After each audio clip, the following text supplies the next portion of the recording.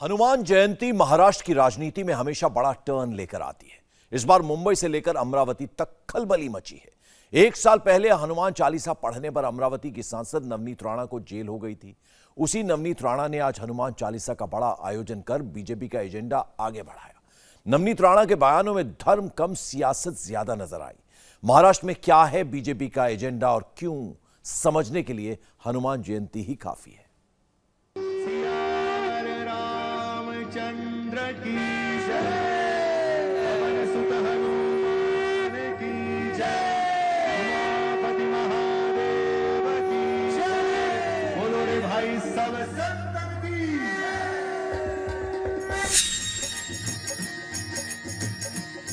हनुमान ज्ञान सुख सागर, जय कबीर के हो लोक उजागर। नवनीत राणा की अमरावती में हनुमान चालीसा की गूंज थी।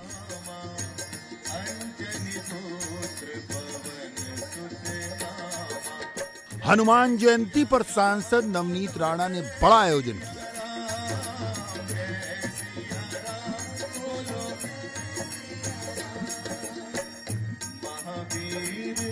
पूरे महाराष्ट्र की नजर नवनीत राणा के हनुमान जयंती कार्यक्रम पर थी।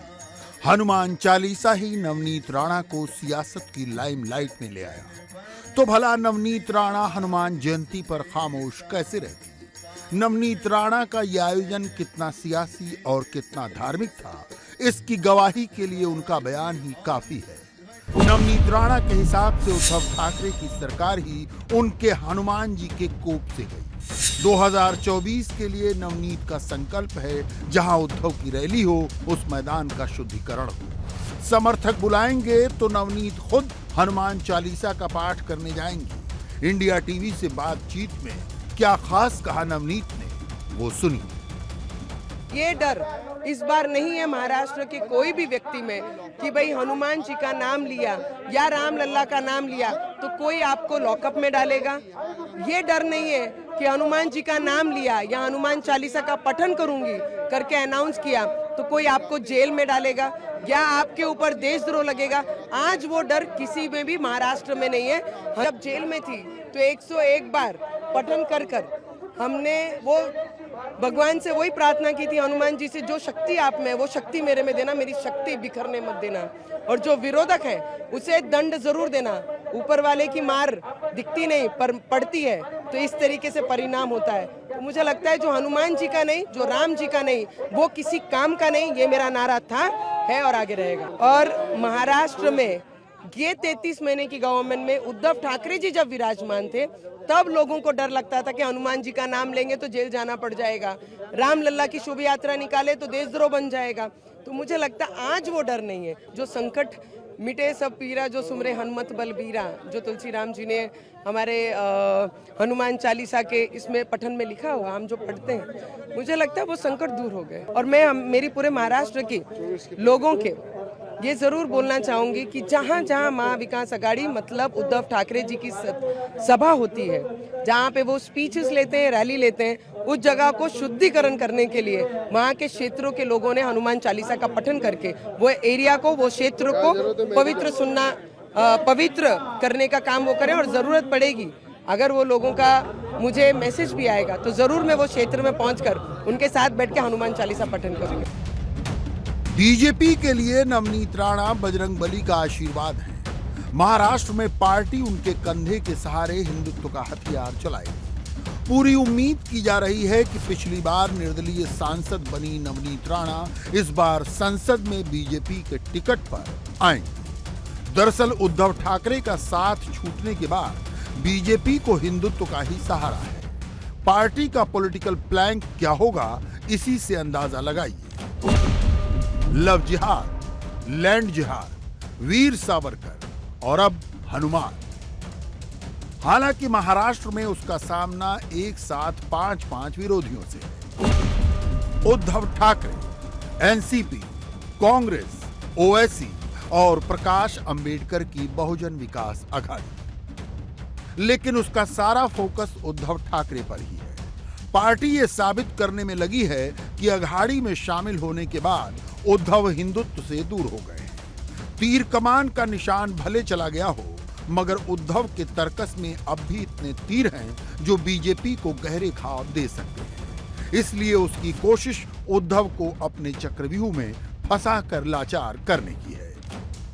तिलक सेना बची है उद्धव ठाकरे जी की, उनको किंचित सेना करेंगे, उनको किंचित किंचित करके लाएंगे, बहुत किंचित करेंगे उनको, क्योंकि उनके सारे विचार छोड़ दिए उन्होंने करके। भारतीय जनता पार्टी में लोग आ रहे हैं और इतने लोग आ रहे हैं कि मुझे पार्टी प्रवेश करने के लिए 4-4 घंटे खड़ा रहना पड़ रहा है। तो इतना काम बढ़ गया है, इतने पार्टी प्रवेश हो रहे हैं, इतने अभी भी मुझे 1 घंटा और पार्टी प्रवेश के लिए खड़ा रहना है उधर। तो ये किंचित सेना हो रही है। तो हर गांव में, हर गली में जाकर हम 75,000 घरों को जोड़ना चाहते हैं, 3 करोड़ लोगों को जोड़ना चाहते हैं और 2024 में 48 सीटों पे भी हम काम करेंगे, 288 सीटों पे भी काम करेंगे। एकनाथ जी, देवेंद्र जी के समन्वय से, मोदी जी के नेतृत्व में हम पूरा चुनाव हम जीतेंगे, महाराष्ट्र में 200 प्लस करेंगे। जब तक बीजेपी के पास ठाकरे परिवार था, उसे आधी ताकत लगानी होती थी। बाल ठाकरे बीजेपी को कमलाबाई कहते थे, मगर वोट दिलवाते थे। उद्धव का साथ छूटने के बाद उसे शिंदे मिले, मगर हाल के अनुभवों ने साबित किया है कि वो उसके लिए मददगार कम, पिट्ठू ही ज्यादा है। शिंदे की सरकार भले बन गई हो, सेंटीमेंट आज भी ठाकरे परिवार के साथ है। लिहाजा महाराष्ट्र जीतने के लिए बीजेपी को अपने दमखम का ही भरोसा करना पड़ेगा।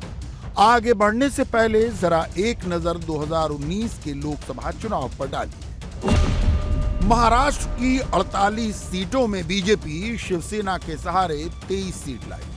18 सीटें शिवसेना ने जीती, 5 सीट पवार की एनसीपी ने, 1 सीट ओवैसी ने और 1 सीट बहुजन विकास अघाड़ी ने। मगर अब बीजेपी का स्ट्रगल इन 18 सीटों के लिए भी होगा और पवार के मराठवाड़ा बेल्ट में। केवल 10 सीटों की बात करें जिन पर शिवसेना उम्मीदवारों ने 50,000 से ज्यादा वोट लिए और मार्जिन भी अच्छा रहा, तो उनमें कोल्हापुर, रत्नागिरी, सिंधुदुर्ग, उस्मानाबाद, नाशिक, हिंगोली, चंद्रपुर, बुल्ढाणा, रामटेक, यवतमाल, वाशिम, कल्याण और ठाणे हैं। ठाणे को जरूर मुख्यमंत्री एकनाथ शिंदे का गढ़ माना जाता है। बाला साहब के जमाने से ठाणे पहले आनंद दीघे और फिर शिंदे के भरोसे छोड़ा गया, मगर उद्धव सेना अब ठाणे में भी खुद घुसने की पुरजोर कोशिश कर रही है। महिला शिवसैनिक रोशनी शिंदे के बहाने मौका मिला तो उद्धव खुद रश्मि ठाकरे के साथ उसे देखने गए। अगले दिन आदित्य ठाकरे ने अघाडी के सहयोगियों के साथ वहां रैली भी कर डाली। आपलं चिन्ह चोरलेलं आहे, जे आपलं पूर्ण नाव चोरायचा प्रयत्न करतात, तुम्हाला मी सांगतो की हमारा नाम मिटाने चले हो। अरे माझं पण नाव आदित्य रश्मी उद्धव ठाकरे आहे। हमारा नाम मिटाना चले हो, सामने आओ, तुमको तुम्हारा नाम भुला देंगे, ये ताकत है हमें। ये तो संयोग है कि इस बार हनुमान जयंती बीजेपी के स्थापना दिवस पर पड़ गई, मगर ये संयोग नहीं कि उसके नेता जगह जगह हनुमान जयंती के कार्यक्रमों में शामिल हो रहे हैं। उद्धव सेना आरोप लगा रही है कि बीजेपी का ये सारा धर्मक्रम चुनावी है। भारतीय जनता पार्टी जो कुछ भी करती है वो चुनाव के लिए करती है, क्योंकि ये एक चुनाव ओरिएंटेड पार्टी है।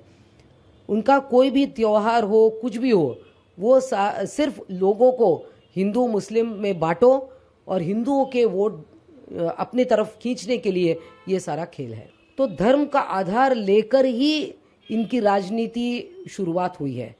कभी प्रभु रामचंद्र जी के पैर पकड़ के, तो कभी हनुमान जी का। अब सभी पार्टियां जो कभी हनुमान जी को कभी पैर नहीं पड़ते थे, कभी मंदिर नहीं जाते थे, आज जगह जगह पर हनुमान जी की प्रतिमाएं लगाकर हम कितने ज़्यादा हिंदुत्ववादी है ये दिखाने की एक होड़ लगी है, कोशिश लगी है, और ये निंदनीय है। अमरावती में नवनीत राणा के हनुमान चालीसा पाठ को भी मनीषा कायंदे नाटक बता रही हैं। ये नवनीत राणा जिस प्रकार का ढोंग कर रही है, अब ये बार बार जो माननीय उद्धव जी पर जो टीका टिप्पणी होती है कि हमने हिंदुत्व छोड़ दिया।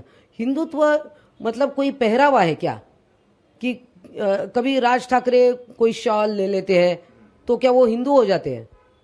अब उनके जब वो टोपी पहनते हैं तो क्या वो मुस्लिम हो जाते हैं?